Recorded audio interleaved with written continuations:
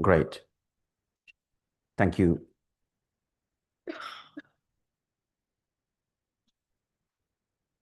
Okay, yeah, so thanks again for the opportunity to give this talk. The topic is charges, graphs, and determinants. And this is going to be based on two papers that primarily on these two papers that you see here with Gareth Kemp. The last one is just a couple of months ago, gauge string duality, monomial bases, and graph determinants. And another one a few years earlier, BPS states conserved charges in centers of symmetric group algebras. So the context and motivation comes from studying half BPS states in n equals 4 super Yang-Mills theory, which is of course dual to ADS5 cross S5. And these half BPS states are polynomials in a complex matrix Z and polynomial gauge invariants. And at a given degree, which is a given classical dimension, which is energy in the ADS5 cross S5 side, you have all the multi-traces you have to think about. So here listed are single trace Z to the 4 for degree 4, 3 plus 1, 2 plus 2, 2 plus 1 plus 1, and trace Z to the 4, just the polynomial invariants. So the traces are very useful to describe the gauge invariance at a fixed degree, as long as that degree is not very large compared to capital N, where N is the rank, is the UN on the is the UN gauge group. So which is related to string coupling on the dual side. So a good basis for thinking about any degree, any finite N, is Schur polynomials, which are labeled not by these trace structures, but by Young diagrams. And each of these Young diagrams is related to chi R of Z. R labels the Young diagram, and there's a Schur polynomial, which is a linear combination of these multi-traces.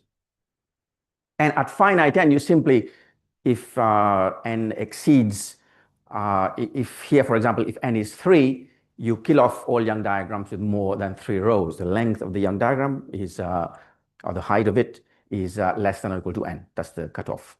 So good way to think about finite N.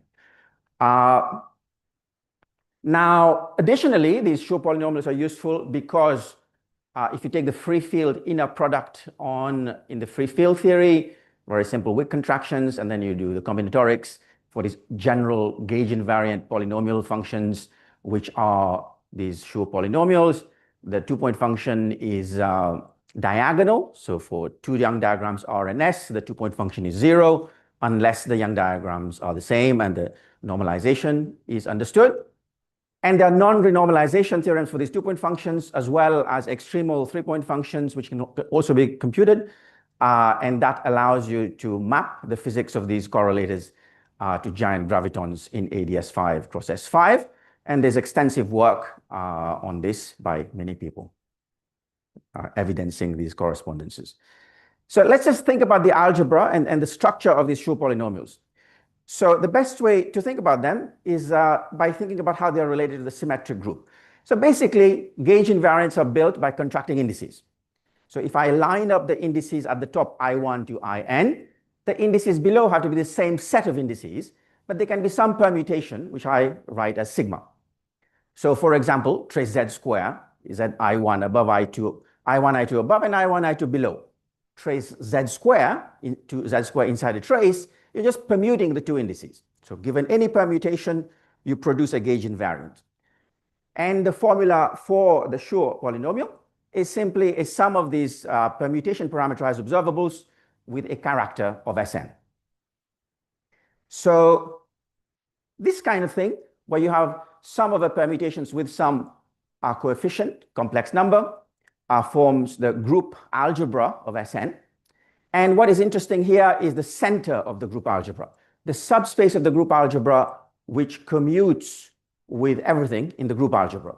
And a nice basis for this center of the group algebra is given precisely by projectors, which are again sums over sigma weighted by characters. And permutations act by permuting different factors in a tensor product. So this projector acts, and the Schur polynomial can be thought of as a composition of the operator z to the tensor power n with that projector, and then a trace inside this tensor space.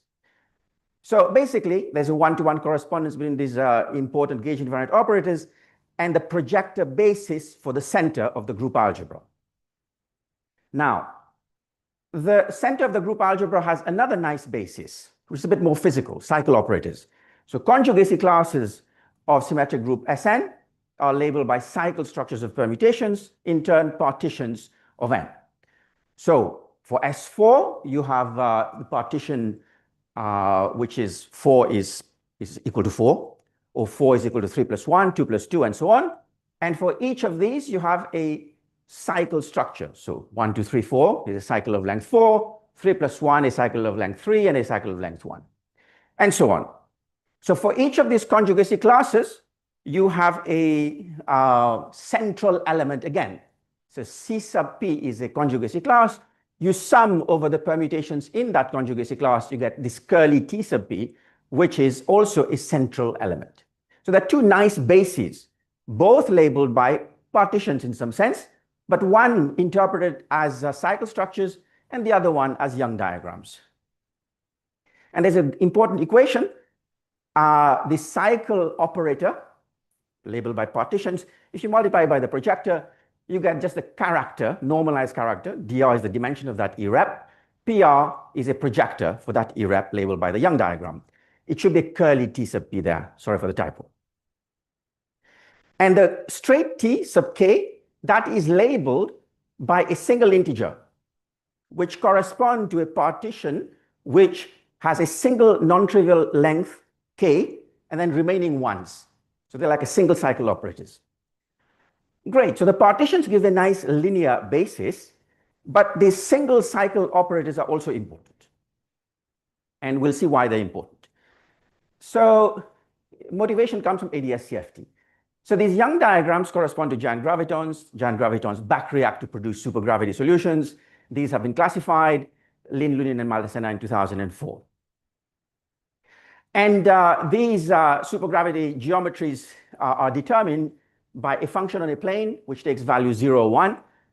Simplest thing is a disk where everything is value 1 and 0 outside. That corresponds to the standard ADS5 cross S5. Other concentric perturbations of that correspond to different Young diagrams. And this kind of function taking value 0 and 1 on a plane can be interpreted as phase space occupation numbers for n fermions in a harmonic oscillator, which in turn is related to the Z sector quantum mechanics. So this is understood from earlier.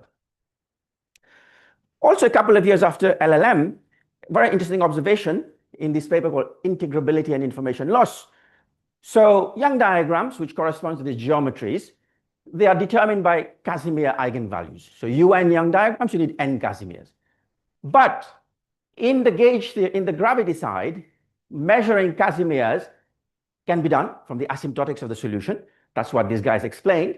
But you can't measure all of them if you restrict yourself to measurements of energy less than Planck scale. So that raises the question, how effectively can you determine the Young diagram if you only know a limited set of Casimirs? And that was motivated our paper in 2019, which is that consider operators of a fixed degree n. So therefore, Young diagrams with a fixed number of boxes. Assume for simplicity n is less than capital N. And take advantage of Chauvel duality, which relates symmetric groups to UN groups. And this implies that the UN Casimirs can be related by a triangular system of equations to normalized characters of these cycle operators and their products. So known mathematical fact. Now, so then the question becomes, how many of these cycle operators, so given a Young diagram, you apply this cycle operator to the Young diagram, you get a number. How many of these numbers do you need to know to determine the Young diagram in the space of Young diagrams with a fixed number of boxes? So n is your Sn. So it turns out that you need 2 cycle, non-trivial 2 cycle, non-trivial 3 cycle, and so on, up to some cutoff, which we call K star of n. And that K star of n, it turns out, grows very slowly with n. So for n up to 80, k star of n is less than 6. So these eigenvalues have a lot of information and allow you to determine Young diagrams. So what is the algebraic meaning of the fact that a few of these cycle operators determine the Young diagram? What it means is that these cycle operators from what you might call a nonlinear basis, in the sense that products of these cycle operators allow you to span the full center of the group algebra. In the cases where k star of n is 1, so a single operator is needed to detect Young diagrams, you just have a nice formula. The projector is just given explicitly by a concrete formula of this kind, a product. So if you want the projector for R, you take T2, you subtract the eigenvalue of T2 for the other Young diagrams, and you take a product over all the other Young diagrams. And this works if all the eigenvalues are distinct, if one operator distinguishes all the Young diagrams. And then things get a bit more complicated when you need multiple cycle operators.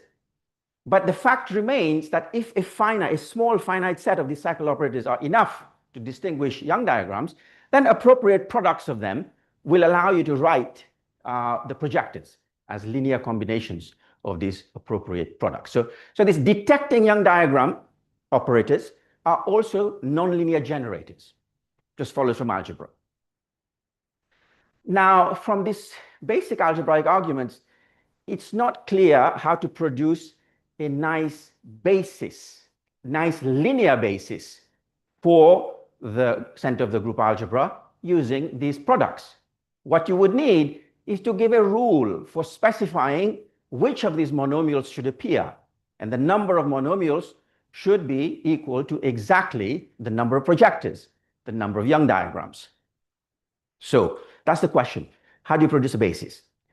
So this question actually is a bit more general than these centers of group algebras. It can be formulated for general, commutative, semi-simple algebras.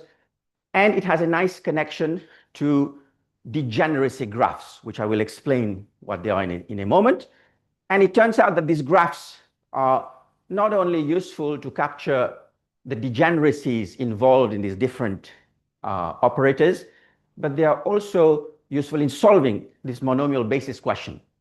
So that's what we did in this latest paper. We gave a basis in terms of this limited set of nonlinear generators of a commutative semi-simple algebra. So I'll talk about the case of one generator, like this T2 case, and then two generators, and then any number of these nonlinear generators, and then explain how to get the monomial basis from a graph. And then talk about some applications. Okay, so this one generator case. So think about Sn, very familiar thing, symmetric group, two elements, 3, 4, 5, 7. For these symmetric groups, think about the center of the group algebra. There are projectors labeled by Young diagrams, listed in the first row. And these are normalized characters of these two-cycle operators. 10, 5, 2, 0, minus 2, minus 5, minus 10. All distinct. So these eigenvalues are enough to distinguish all the Young diagrams. And in turn, that means powers of T2 give you a basis for the center of the group algebra. So in this case, for example, this was case n equals 5, and there was 7. So these powers, 1, T2, and so on up to 6. Each of these can be written in terms of these projectors with some coefficients, which are powers of that eigenvalue. So that matrix of coefficients relating powers of T2 to projectors is actually a matrix made out of powers of a fixed set of numbers, which is a van der Monde matrix, a fixed set of distinct numbers. So actually, an easier way to see that you can go to from projectors to these powers is to note that this change of basis matrix is a van der Monde matrix, which has a non-vanishing determinant, therefore is invertible. So the problem in the general case is to produce such a matrix with non-vanishing determinant. So think about now S6, symmetric group with 6 elements. Do the same thing, all partitions of 6, you list them, you look at these normalized characters, you'll see that third, fourth, and fifth Young diagrams there have the same eigenvalue for that particular cycle operator. Introduce the next cycle operator, length 3.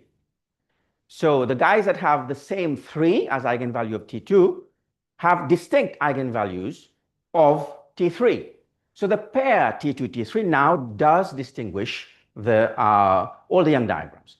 So from what we said before, T2 and T3 do form a nonlinear generating set, which allows you to write as an expansion any projector.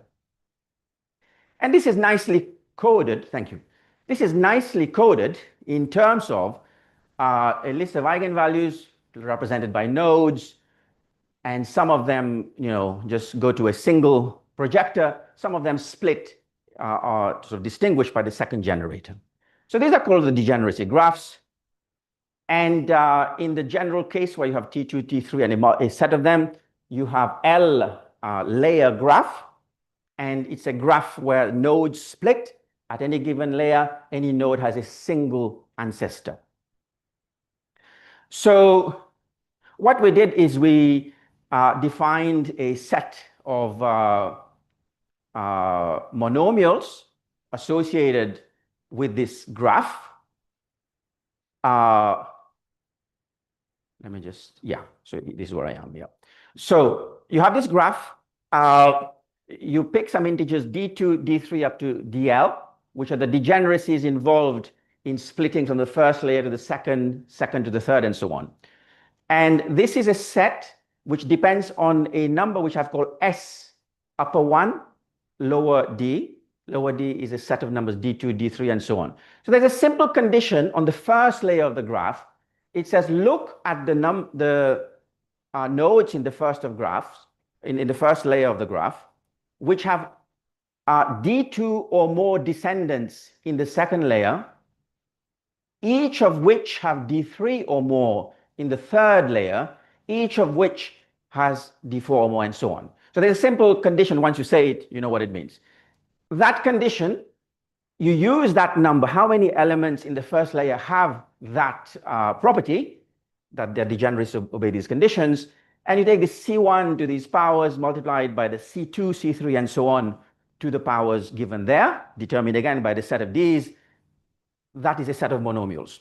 You take the disjoint union of these monomials over all the Ds, that gives a basis. And we have proved that that is equal to the number of projectors in that algebra. And that number of projectors is equal to the number of nodes in the final layer, as we saw in the example before.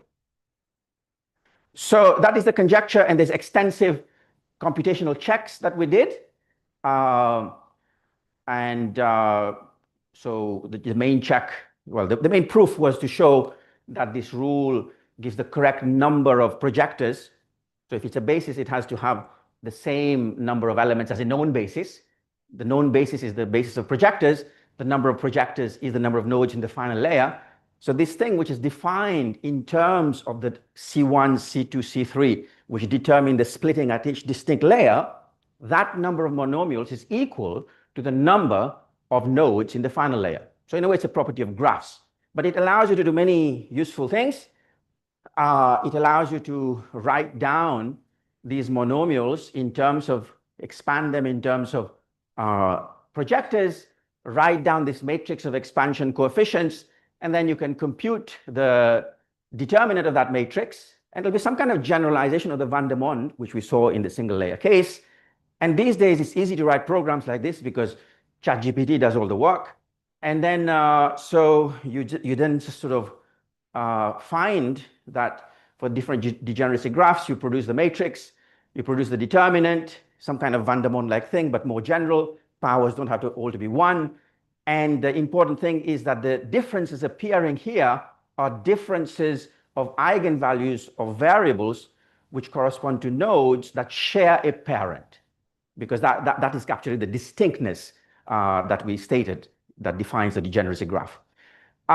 So that's an example, that's another example, and that's the monomials.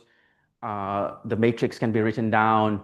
The determinant can be calculated. It's always very simple, factored determinant of this form, which means that when the distinctness conditions are satisfied, this determinant is non-zero. You can invert the matrix and write the projectors in terms of the monomials.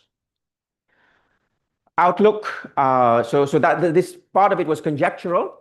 The dimension count was correct. The proof is on track in a follow-up project. Maybe we'd like to have a better understanding of what these exponents look like. There are applications to centers of symmetric group algebras, which were the motivating examples. Also to the maximally commuting subalgebras of symmetric groups, which are given by Jusis-Murphy elements. This construction has applications. I said the basic setup is like commutative, associative, semi-simple algebras, but it also works for non-commutative algebras in the sense that whenever you have a non-commutative algebra, you can look for a set of generators that span, whose products span a maximally commuting subalgebra, which is what Jusis-Murphy elements do in the case of symmetric groups. So it does have applications to non-commutative algebras, and these have applications to finite and multi-matrix operators, and there are projects in progress. But the fundamental thing, aside from the applications, is that you have a bunch of commuting operators. They multiply, associative algebra. There is a semi-simplicity condition. I can discuss that more with whoever is interested. And once you have that, there's a question of how to produce projectors in that algebra. This graph-based algorithm tells you how to do it. So if you have other examples in mind where you might want to use something like this, I'm here happy to discuss. I'll stop here.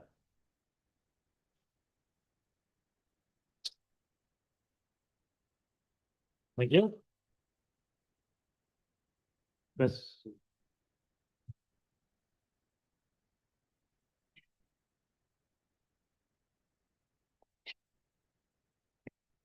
Thanks. So here you focused on the cycles, right? Yes. But if I consider something which is more general than a cycle, yes. So you would be able to write that as a linear combination of powers of the specified cycle elements that I sure, I understand. Yeah. But what I was wondering is, if you take something which is not a cycle, might it be that its normalized character are all these, that I can always find one which is where all normalized character are distinct, so that you might find, you say that there is one such thing. In that case, you need only one generator or something. I haven't ruled that out. I have considered the sequence coming from 2 cycle, 3 cycle, and so on up to some limit. That is motivated by the physics, because when you look at Casimirs of UN, what is needed is the question that came from ADS-CFT was C2, C3 up to some energy, which was determined by the asymptotic multiple moments. Now, these sequences of Casimirs are related to the cycle operators and their products. So that choice of looking at that subset, that particular class of generators inside, came from physics. It's not given by the math.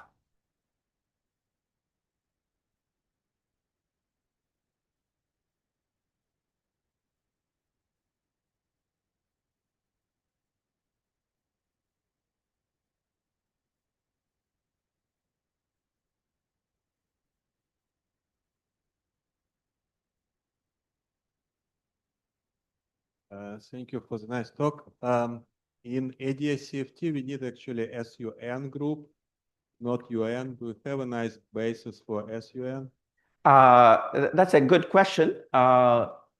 There's nothing quite as nice as these sure polynomial bases that work so well. In some of the physics, semi-classical comparisons of correlators of giants with gravitons and so on, these have worked well. There are people who've worked here and elsewhere who have shown that these proposed long columns for sphere giants, long rows for ADS giants, that works well in these semi-classical regimes.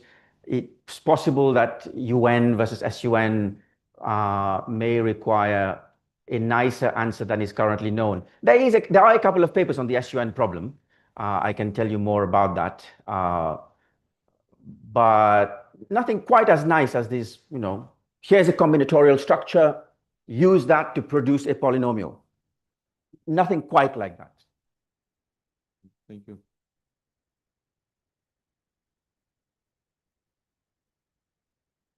I was wondering if you let the rank of the group big N becomes large, and at the same time you let little n becomes also large in probably some correlated way. Yes. Would you get some pictures in terms of densities and of eigenvalues, things like that? Yeah, I think for, little n order n square, that's when you expect sort of these LLM geometries to be nicely described by their supergravity counterparts as given. So there's a map from these Young diagrams to particular LLM geometries following. Is there a precise connection or?